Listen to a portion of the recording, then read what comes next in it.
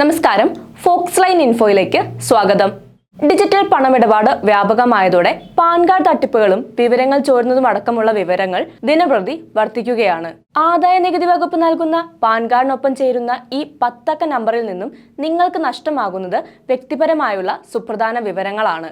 ഉടമയെ സംബന്ധിക്കുന്ന അതിപ്രധാനമായ വിവരങ്ങളാണ് 10 അക്ക ആൽഫ ന്യൂമറിക് നമ്പറിൽ അടങ്ങിയിരിക്കുന്നത്.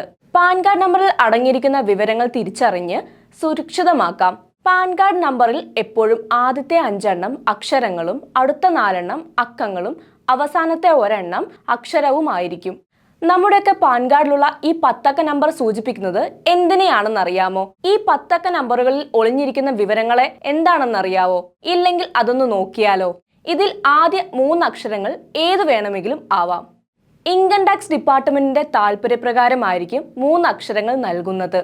എന്നാൽ 4ാമത്തെ അക്ഷരം നിങ്ങൾ ആരാണെന്ന് പറയുന്നതായിരിക്കും. ഉദാഹരണത്തിന് എല്ലാ വ്യക്തിഗത നികുതിദായകർക്കും 4ാമത്തെ അക്ഷരം പി ആയിരിക്കും.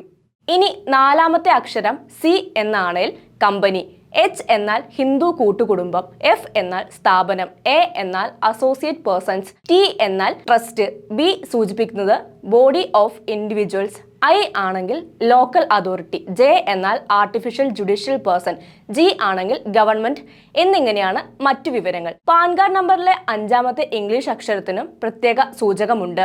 കാർഡ് ഉടമയുടെ സർനെയിമിന്റെ ആദ്യ അക്ഷരമായിരിക്കും പാൻ കാർഡിലെ 5ാമത്തെ അക്ഷരം. ഉദാഹരണത്തിന് സുരേഷ് എന്ന് ആരംഭിക്കുന്ന വ്യക്തിയുടെ കാർഡാണെങ്കിൽ 5ാമത്തെ അക്ഷരം എസ് എന്നായിരിക്കും.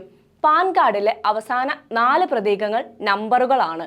ഈ നമ്പറുകൾ 0001 മുതൽ 9999 വരെ ആകാം. നിങ്ങളുടെ പാൻ കാർഡിന്റെ ഈ നമ്പറുകൾ നിലവിൽ ആദായ നികുതി വകുപ്പിൽ പ്രവർത്തിക്കുന്ന ശ്രേണിയെ പ്രതിനിധീകരിക്കുന്നതാണ്. ഇനി അവസാനത്തെ ഇംഗ്ലീഷ് അക്ഷരം. ഈ അക്ഷരത്തിന് പ്രത്യേക സൂചകമില്ല. ഡിപ്പാർട്ട്മെന്റ് താല്പര്യപ്രകാരം ഏത് അക്ഷരം വേണമെങ്കിലും ഇവിടെ ചേർക്കാവുന്നതാണ്. ഇനി എല്ലാ പാൻ കാർഡ് ഉപഭോക്താക്കളും അറിഞ്ഞിരിക്കേണ്ട മറ്റൊരു കാര്യം കൂടിയുണ്ട്. ഒരു വ്യക്തിക്ക് ഒരു പാൻ കാർഡ് നമ്പർ മാത്രമേ ഉണ്ടാകാൻ പാടുള്ളൂ. 2 പാൻ കാർഡ് ഉള്ളവർ പിഴ അടയ്ക്കേണ്ടതായി വരും. കൂടുതൽ ഇൻഫോർമേറ്റീവ് വീഡിയോകൾക്കായി ചാനൽ സബ്സ്ക്രൈബ് ചെയ്യുക.